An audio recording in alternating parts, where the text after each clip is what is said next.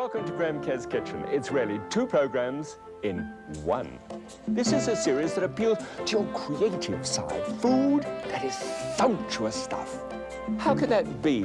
This is a program about people who want to eat healthy and reduce calories. Actually, it's about food with an aromatic quality that fills the nose. Oh, sure, but it's also about keeping my arteries clean by reducing fat. But it doesn't mean a thing if the food isn't rich and colorful.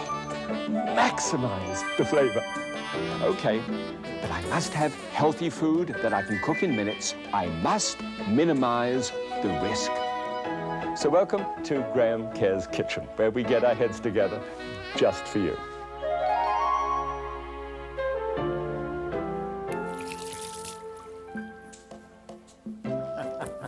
Well, welcome back once again. This program today is really about stocks and broths and things like that.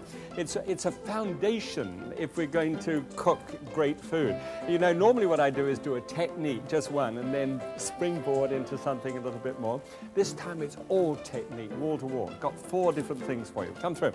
Actually, what I'm going to do is try and explain the difference between a stock, broth, and water, I guess.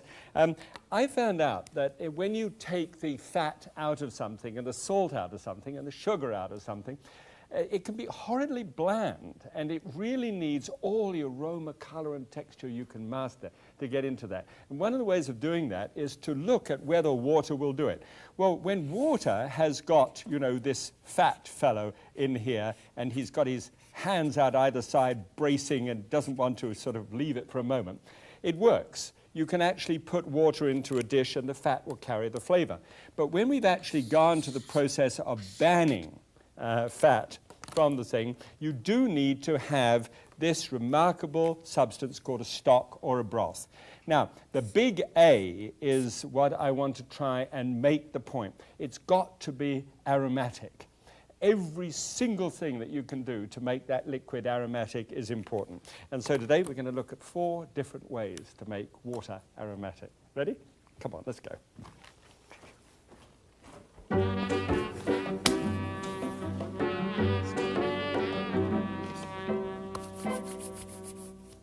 Great. Well, now, as you see, I've got pots everywhere, and it'd be good fun, this one. Just 1 teaspoonful of oil in the bottom of a large pot. I don't know what kind of large pot you've got, but you need to have a large pot, something which is going to hold about 12 pints at least in order to be able to make a decent stock. All right. Now, into this, in all stocks that I do have got onions in them. Onions are a fantastic thing to add. And for once, you don't have to fiddle around with the onion. All you've got to do is just hack it up so that there are sort of large pieces. But this is an important part. In everything that you do with this whole process of producing aroma, is there are natural volatile oils in the onion, and that, you know, oil is there, the little bit of sesame in it as well, but olive oil. And now the air is coming up, and it's filled with aroma. You've got to fry it first, and the ingredients have, well, I'm sorry, I shouldn't say got to, but, you know, I feel that you really should. The ingredients should be not tired old pieces of celery, but everything should be fresh and wonderful. It's not, you know, a stop-off point on the way to the garbage, a stock. In this, you need everything as good as it can be. Because it really, when you think about it, it's going to get underneath the flavor of other things, and you want to give the other food, which is very expensive, usually all the help that it can get. Good, so that's frying away nicely there. Now, there are, in order to help the aromatic side of it, there are always things like bay leaves. This is bay leaf from the laurel bush and Laurus nobilis. And this is here some couple of sprigs of fresh thyme. Could use dried thyme. It happens to be one of the herbs that go well when it's dried. Parsley, I prefer fresh, and it's usually available all year round. And then a few black peppercorns and a couple of cloves. Those cloves, you'd probably think, gosh, they're not going to go any distance at all. But they really do. They're wonderful things. They get a wonderful aroma going. You don't have to put it in a mesh ball or anything else like that. Just chuck it straight in. Because after all, everything's going to be strained off and thrown out anyway. Okay, So there it is, all jumbled around. It doesn't take a long time, by the way, this sort of thing. It just seems to be because it takes, you know, the couple of hours, all right? Now, this is an 8-cup container, right? This is what we call the latte container for Seattle. This is about the standard that most people are involved in. Okay, now, just put that in onto the top. And now you've got to decide for yourself what kind of basic flavor you're going to have, right? Now, if it's chicken, and this one is chicken, may I suggest to you that you get a 3.5-pound bird, and then just simply take off the pieces that are just really full of bones and could do a better job. I mean, you could pick over this, but you're going to eat a lot of skin at the same time. So take that off and take the whole back and the ribs and the breastbone area until you're left just with the primary cuts. So it doesn't take a moment to be able to cut it up. And look what you've got. You've got a much less costly, breast of chicken could be 15 cents a pound less. And all of this is just bunts. It's an old family word that used to have bunts. It just means it's over and above anything that you thought you were going to have, all right? Lid on, lid off, and just let it simmer like this. Now, 2 hours simmer if you want a broth or a soup base of some kind. 4 hours simmer if you're going to make a sauce out of it. So all you need to do is just walk away, well, almost. As it's happening, take a skimmer like this one and just run the skimmer over the top and collect some of the fat and the, dare I say, well, I call it froth. It can be, despumation or scum, if you will, that comes off the top there. Just put it in, and what I do, I put it into a fat strainer. See this? The fat comes to the top, and all the debris kind of falls to the bottom, and you've got clear stock in between. I'll show you how you fix that in just a moment. But that's what I do all the time. Just keep on walking past it. It doesn't matter. It's out of sight, out of mind. It only took 5 minutes to start the thing going. All right. Good. Now, here's another type of stock. If you want, say if you're doing some beans or some brown rice or something like that, do you know how turgid those things can be when they've been, no real flavor to it? It's just water in brown rice. Have you ever had that? And if you like it, I'm sorry. I didn't mean to cast any aspersions about it. Put it into some cold water, bring it up to the boil in the saucepan, and then go back to this again. I do that just to blanch the outside of the thing, because I really don't know what it's been. And when it's been in a heavy smoke, it could be all kinds of stuff on the outside. Anyway, put that back into the pot, and come on, thank you. And just run enough water over the top of it. It's about 5 or 6 pints of water normally. Should just about cover it. And check the manufacturer's handbook if you're going to be using a pressure cooker like this one. And this is a pressure cooker idea. By the way, if you want to use beef bones, okay, now beef bones are put in the oven about 350 degrees Fahrenheit for an hour. And I just opened it up and got it all in place. And see how beautifully brown they are? Now, that gives you color as well as a great flavor, all right? And also the fat just comes falling out of it. All right, then a couple of bay leaves, all right, on top of that, and 3 cloves, just a couple of cloves up on the other ones. It's amazing how much that does in terms of real flavor. Then, always check manufacturing, always check this thing. Ah, I can see you. This is a hole through here, and you've got to make sure that a hole in a pressure cooker is open before you start. That's the main thing. It doesn't matter how modern the device is, that has got to happen if you're going to be safe with it. Put the little lid on, build the heat up. When it starts to siss, like this, then's the time to turn the heat down a little bit and just keep it going for 30 minutes. Now, surely, I mean, 4 hours here, 30 minutes here, and then you just pull it to the side of the stove and just let it go down naturally. It takes about 20 minutes or so. And even when you press the pressure release valve, there's nothing left in it, so you can just very carefully remove the bottom thing and open it up. And then take out the piece. Now, this has then just had the 1 hour and the cool down period. Now, when you look at this, let me shove it on there. and show you this together. When you actually cut the skin off here and open it up, you've got all of this meat in between, and that piece of bone, and of course the debris, and the skin, which came off on the outside. That's what it looks like. So I chopped that up and put that as a seasoning in beans and things of that nature, and I've got this stock all ready and beautifully done. All I need to do with that stock, is just pour it through some muslin into a bowl like that, and whatever debris I've got is just strained out of it. And it's done. Now, I mean, genuinely, if you put beef bones in there, and they're brown, you get this lovely amber-colored sauce out of it too. Okay, so that goes over there, and then I always pour that into a fat strainer. Now, when it pours into a fat strainer, then if there's any fat at all that's still on it, on the top, I'm going to be able to get rid of that because it's going to rise to the surface. In exactly the same way as I handle this, as I strained it constantly, and because there's a lot of debris when you strain constantly, it's a good idea to always put it through a sieve on the way. Come on, I'm trying to do this too quickly. Sometimes you get a bit of debris at the bottom there, and just change it slowly. And there we go. That's right, it's flowing nicely now. So just a little bit gets stuck in the bottom. Do you see the idea? That is coming through the bottom of that fat strainer so that the fat flows to the top and you get the clear stock in between. The idea is to be able to drop fat out, you know, might as well do it. And I'll pour it in there because I want to get this into the same size pot as the other one. Good, okay, so that's a fair and reasonable idea. Doesn't take long, you see. And the big thing here is aroma. Of course, I've put it in there. There we go. I know I got the fat out from that first one. So let's check the aroma.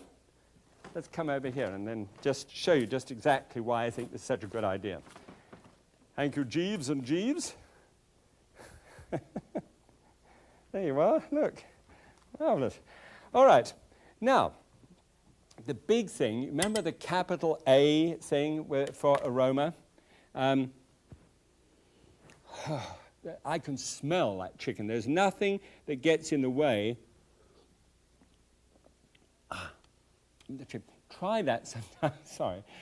Try that sometimes and compare it with a can of chicken broth. Now, I've got nothing against that. I mean, I use it from time to time myself as well. But try it side by side. It's the most remarkable change. And you can feel all those little seasonings that I added, including the cloves. You can feel them coming through, and you can say, yes, it's worth it. Right? Now, golly, I'm sorry to wax so enthusiastic about that. That is so good. It's got a smoky kind of taste to it. You know, when you're cutting down on bacon and that sort of thing, this goes straight the way through the whole dish, and it's wonderful. It's very good from that kind of food point of view. Okay, all right. Now, what I'd like to do is just go from this and look at two really unusual kind of stocks. These are fairly standard. These I call the standard. The next ones are unusual. Seafood one on the one hand, and the other one is really terrific. It's a vegetable broth, which I'm going to cook some ravioli in and show you how that works at the end. Okay? Let's keep going.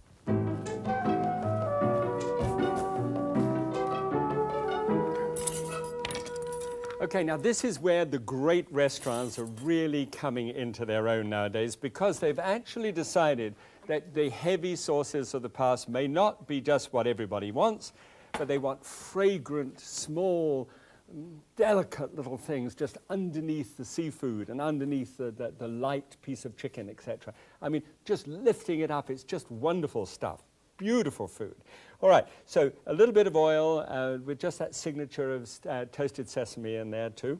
And I've got a lot to do, so just take half an onion and chuck it in, and then about a cupful of celery, all right? And just put those two little items in the top of that. Now, just get those started, because it doesn't matter what you do when it comes to stocks and broths. It's a great moment to break that volatile oil out first of all. Remember, the big A is what we're after. All right, now, sometimes there's an aroma which isn't too good. And this could happen if you get fish bones from the fish market. Now you say to the fish market, I want the freshest bones that came out today. And he said, certainly, sir. And he goes around and he brings these out for you. Now they could smell a bit woofy. Now woofy is British for on the nose a little bit, but not such a good idea. And it could get like that in the car somewhere. So what we do is this. Take some freshly ground sea salt. This is what I have in this salt mill. And quite a lot of it, until if you were to put your finger in it and taste it, it would taste like the sea. And then a lot of ice cubes. There were a lot of ice cubes in here in a moment or two. And then this is what I got, some bits of shrimp and everything else, you know, the shrimp shells, etc. Debris, basically. Shouldn't have to cost you anything. I just mentioned this and it'll cost you an arm and a leg. So here, then they come out when this is just fried, this little bit here, just simply take those pieces of fish straight from there, and if you were to smell them, it smells like the sea. It's ozone. It's the most gorgeous smell. And then go hunting for the shrimp shells and everything else, throw those in too.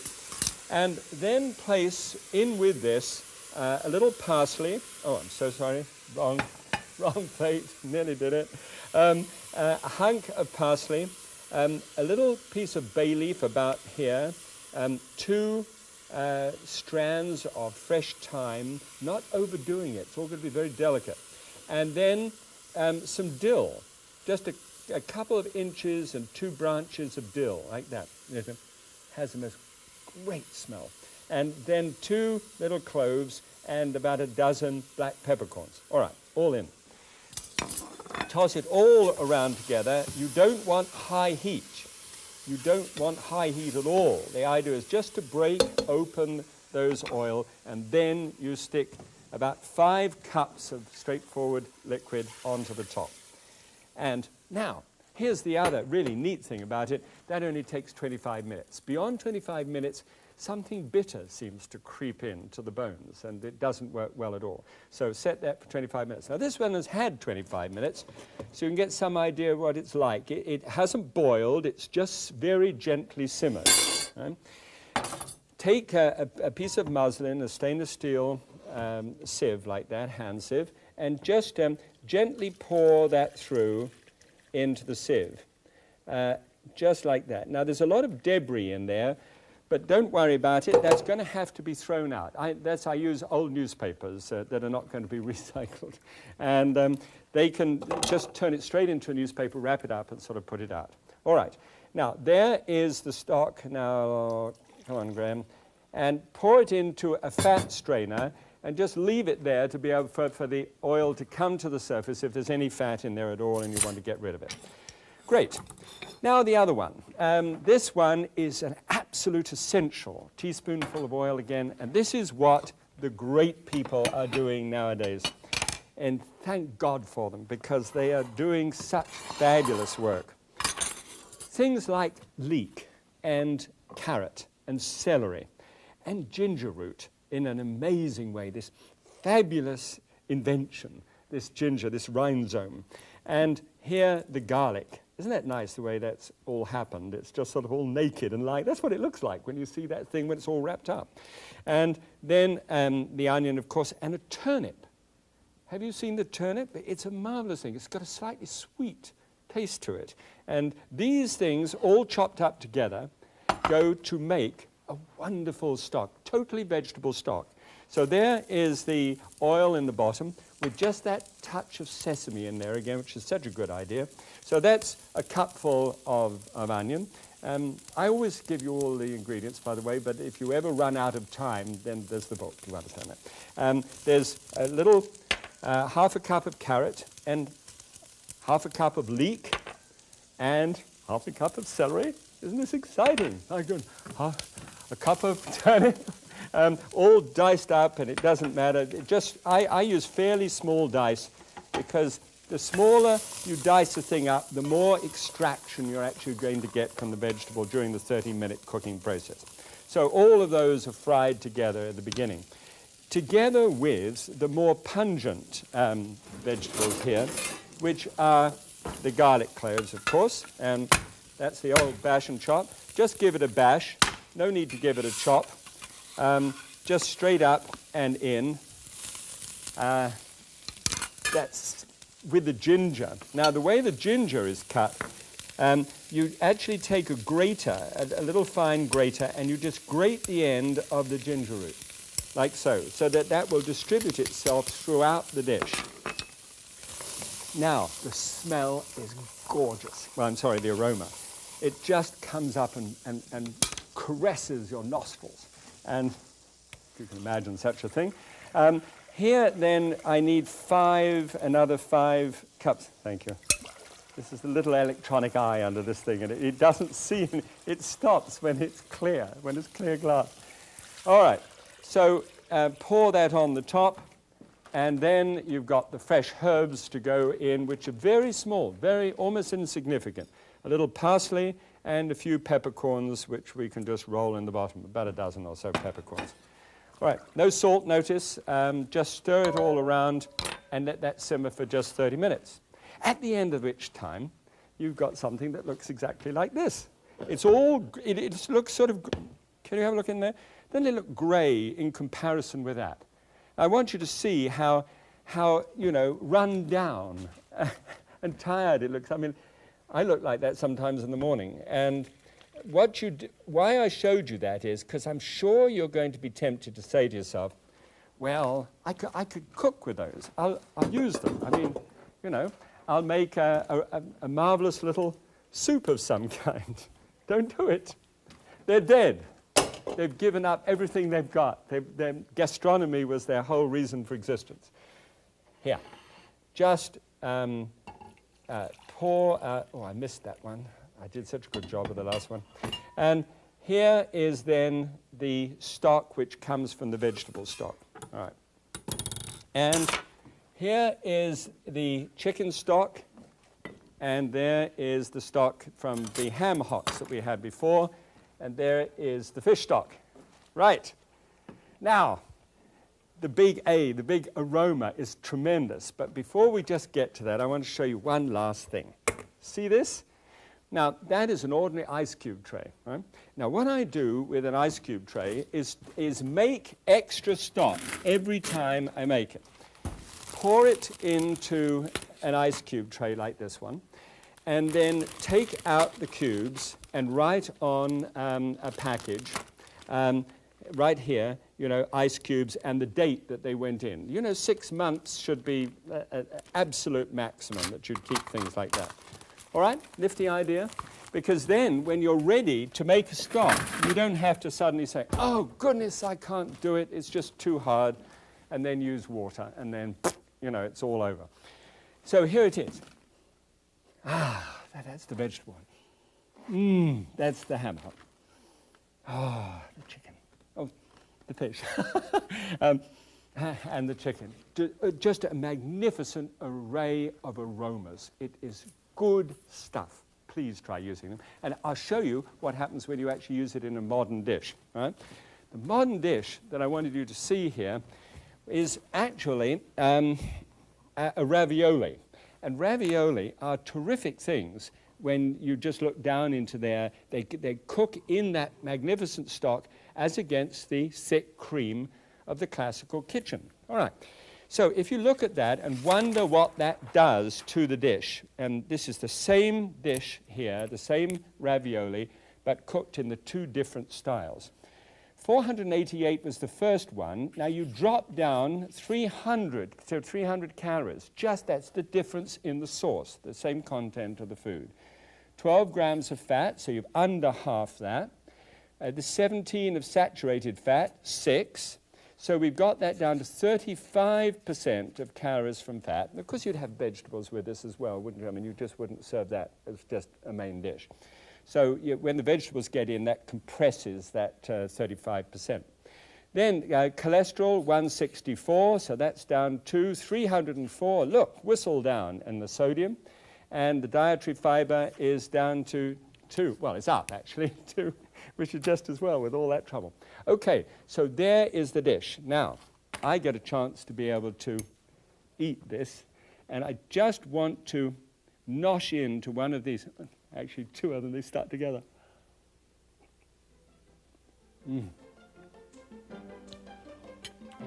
That's the vegetable broth. It has that sweetness of the turnip and the fresh herbs in it. It's just a delight. Do please try this. A lot of people are doing great creative stuff like this. Why not you? Okay? See you next time. God bless you. Bye-bye.